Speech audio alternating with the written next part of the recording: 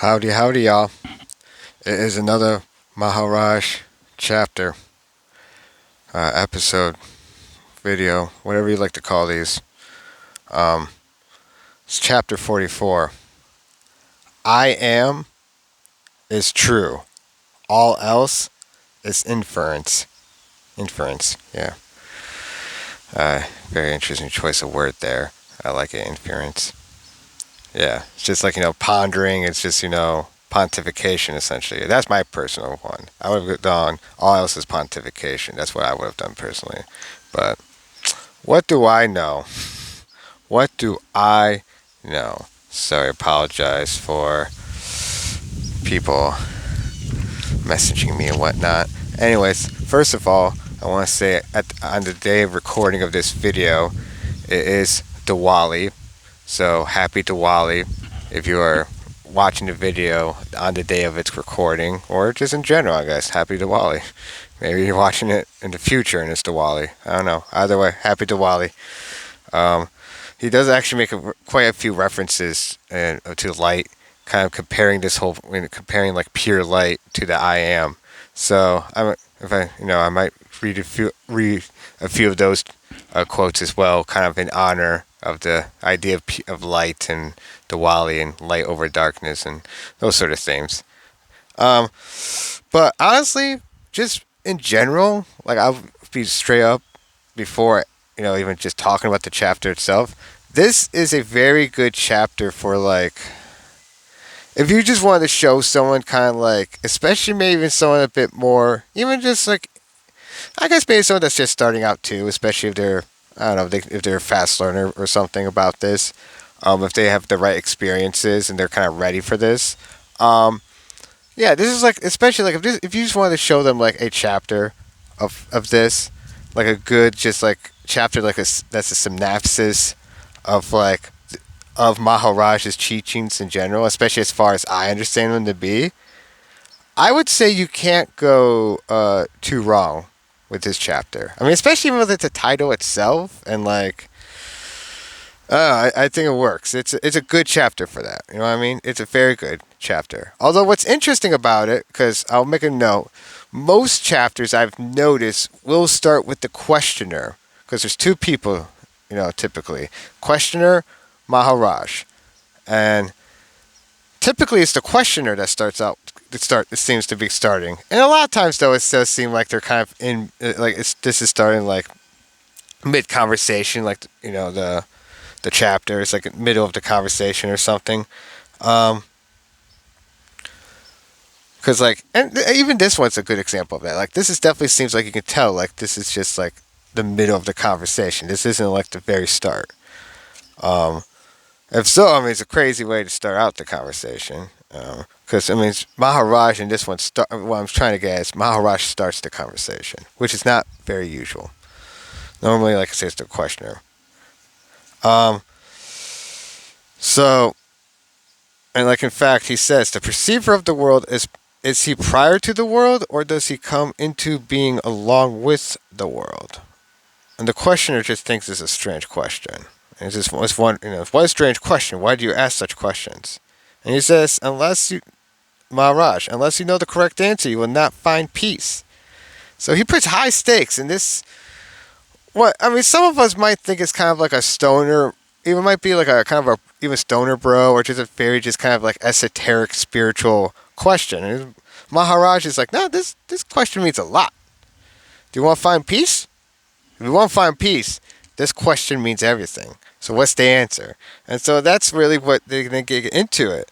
And he's obviously of the idea that you come into the world. Like most people are, right? I mean, most probably people, you may be watching this, may not think so. I mean, especially if you're interested in this sort of topic, or you might be kind of on the fence about it. But especially in this Western world, for example, it's a very much ego-driven nature of how the world works. And part of that is, though, like, this idea of you being separate from the world. Like the world is this separate entity. It's this separate thing that we live inside of. Instead of this idea that we are actually one with the world. That there is no distinction between the world and yourself. It's one thing. It's all just one thing. Um, So that's I think that's what, and obviously that makes sense. He's arguing, and so I think what you could really say, Maharaj is arguing that this ego-driven, or at least this individualistic, or however you want, whatever words you want to use to describe it, because he's the same way too. It's like, who cares about the words? I mean, he even says this like later in the chapter. At one point, he even talks about how he's very indifferent to like the language as long as it gets you there. He literally says that. He just doesn't really care as long as it gets you there. That's why he uses and that's why you'll notice throughout this book too, especially if you've been following along, he's been using all sorts of different metaphors, all sorts of different languages, with all sorts of different folks. He does not care as long as he is getting you to that, to try to experience that experience of the I am, to understand this. Now, just beyond just conceptually, but like, I mean, first, I guess, understand it conceptually. That way, it can help lead you to experiencing it and transcending that conception itself. That's why I like what he does. I mean, because even at one point, the questioner, he even makes his own metaphor. He's like, oh, like in a tri-dimensional picture, the light forms its screen. And Maharaj would say, any comparison will do. The main point to grasp is that you have projected onto yourself a world of your own imagination based on memories, on desires, and fears, and that you have imprisoned yourself in it. Break the spell, be free. And then he questioner, of course, naturally, one asks, how does one break this spell? And he says, Maharaj, assert your independence in thought and action. After all hangs on your faith in yourself, on the conviction that what you see, what you hear, what you think, what you feel is real. Why not question your faith? No doubt, this world is painted by you on the screen of consciousness and is entirely your own private world. Only your sense I am, though, in the world is not of the world. By no effort of logic or imagination can you change the I am into I am not. In the very denial of your being, you assert it. Once you realize that the world is your own projection, you are free of it. You need not free yourself of a world that does not exist, except in your imagination. However, is the picture beautiful or ugly? Are you painting it? And are you not bound by it? Realize that there is nobody to force you on it, or force you on you. That is due to the habit of taking the imaginary to be real. See the imaginary as imaginary and be free of fear. And he keeps going and going and going. But the point being, yeah, like, there's a couple other, yeah, that I thought that was all just very, like, the way he just, like, in this chapter, he just, all of this is very, there's not, I don't think, a lot of what you say fluff. This is very much meat and bones type spirituality that I think I feel, going on with this, when I read this, it's the words. It's not just that I understand the conception. There is something I feel like experientially.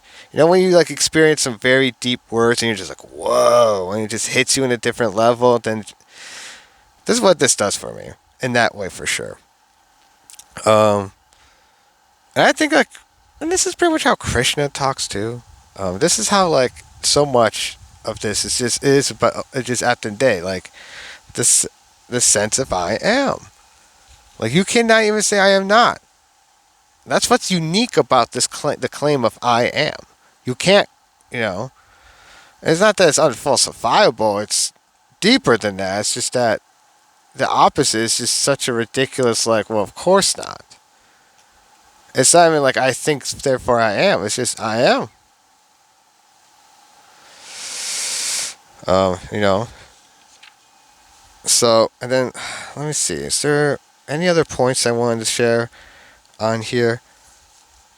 Actually, here's the ones, especially in honor of Diwali. Even the sense of I am is composed of the pure light and the sense of being. The I is there even without the am. So is the pure light there whether you say I or not. Become aware of that pure light and you will never lose it.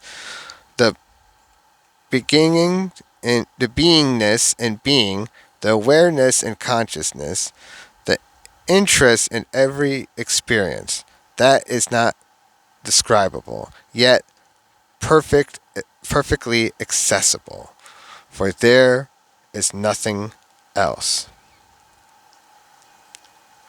And actually, and then from here, the rest of this conversation, was good. Um, ooh, and then another good one about light. Light and love are impersonal, but they are reflected in your mind as knowing and wishing oneself well. We are always friendly towards ourselves, but not always wise. A yogi is a man whose goodwill is allied to wisdom. And that's I personally, that's why I feel like it's right, right? Just live you know, a man or woman or whatever whose goodwill is allied towards wisdom. That's, I mean, if you can't strive to be that, what else can you strive to be like?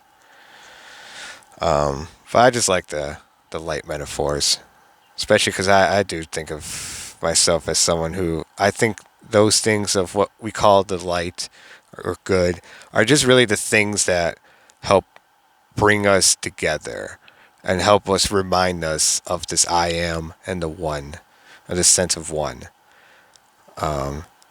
And then I guess things we might describe as evil or dark are the things that make us forget and damper that and muddy the waters, so to speak. So, anyways, like I say, if you celebrate Diwali and you're watching it the day of, or like in the future and it's Diwali, or just I guess it's just in general, Happy Diwali. I hope you all have a good day and yeah, good just week because this thing has. So, peace be with you all. Until next time, peace.